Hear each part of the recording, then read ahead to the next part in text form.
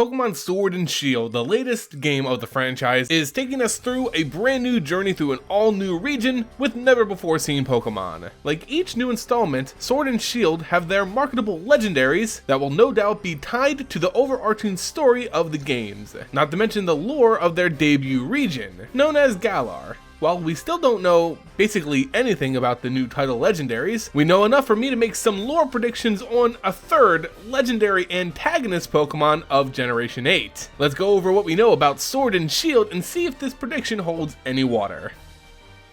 The title legendaries for Sword and Shield are Zacian and Zamazenta, and we really don't know a lot about these Pokemon. We know they're modeled after wolves, and one's a literal shield and the other just straight up carries a sword in its mouth, making it pretty obvious where the Sword and Shield titles come from. Yeah, not very subtle this time around. Despite not knowing much of these Pokemon in particular, doesn't mean we lack all context clues to pull from when making a prediction to their possible lore or the story of the games. In fact, the little teaser trailer we got showing off these Pokemon gave us loads to work from, and still we even have more on top of that. So let's start with the region and the design of Zacian and Zamazenta for clues.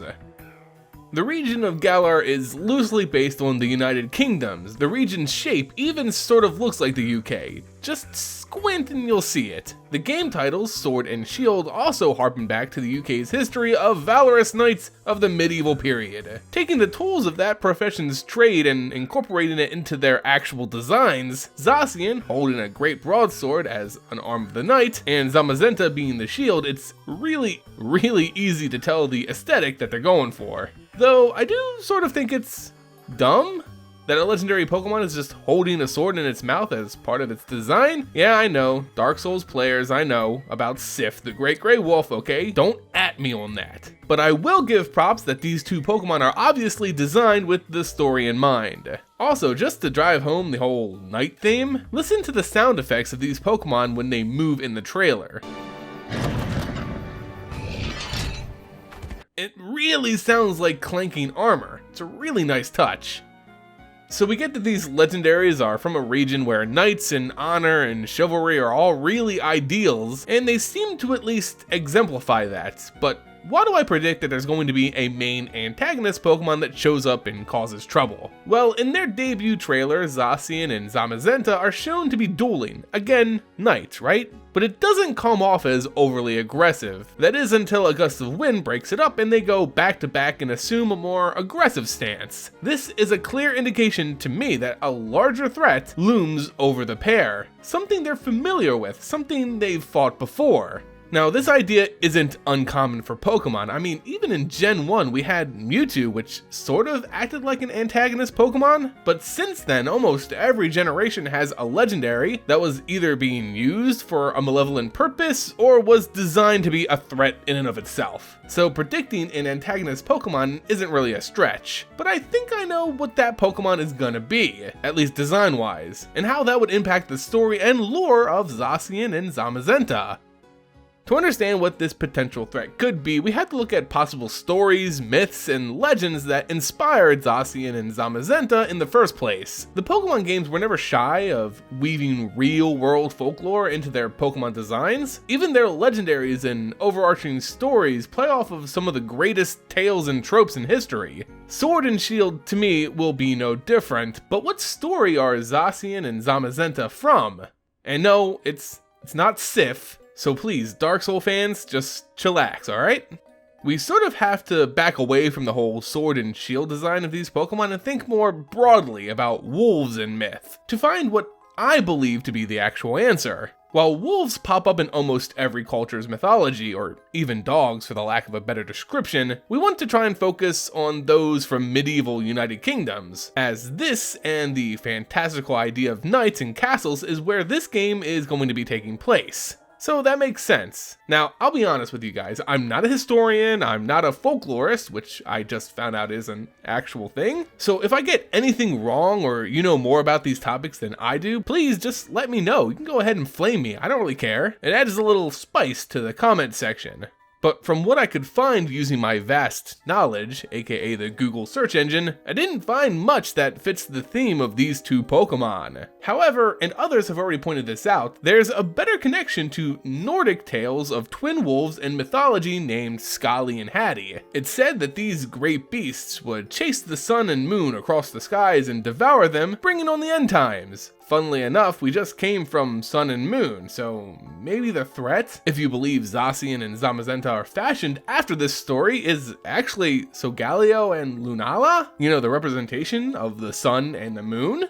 This is a fantastical idea, but come on, no one actually believes that the previous gen's title legendaries are gonna come back and be attacked and killed by Sword and Shield's legendaries, right? It's a good theory, but I'm not buying it. So what else? Well, under different accounts, the wolves that bring about the end times is actually just a single wolf named FENRIR. There's another pair of more noble wolves in Norse mythology. They're named Geary and Freaky. Yeah, Freaky. I think it's Frecky, but whatever. And they're the pets of the god Odin, or Skyfather Odin if you're a Marvel fanboy like I am. In the legend, FENRIR is the son of Loki, who we know to be a trickster and overall not a very nice guy. And that's despite his depiction by Tom Hiddleston. Yes, he's dreamy, but Loki was bad news, so look past your bias for just a second. FENRIR is meant to kill Odin as part of the end times prediction, and FENRIR also happens to be the father of Geary and Frecky. Or in some stories, the father of SKOLL and HATI, I don't know. Like I said, I'm not a folklorist or historian, and these names are used in several different contexts, and I can't really tell the difference. But that's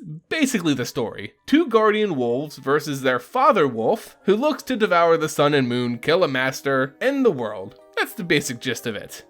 This is where I can see a number of different legendaries coming into Sword and Shield's story outside of Zacian and Zamazenta. To fulfill this story arc, if in fact it's based on it, we would need a quote master Pokemon. Now it doesn't have to look like Odin, please, God, anything but a Pokemon that actually looks like a god with a beard. But rather, it could be an important figure that means to stand for life or balance or something. It's a theme that we've seen in previous Pokemon games. Think of Zacian and Zamazenta protecting a small but vitally important fairy-type legendary from a threat that looks to end it and disrupt the region or the world. That would be somewhat reminiscent of this ancient myth. And what could that threat be? I predict it'll be another legendary designed after a wolf. This would go with the prediction of the sons fighting the father, and their father probably is going to be designed in a similar way to them, right? Plus this would take on the role of FENRIR from the myth. I don't know about you guys, but I kinda want a break from Pokemon threats being aliens or interdimensional beings that look like a bunch of polygons. Stuff that's really unnatural looking.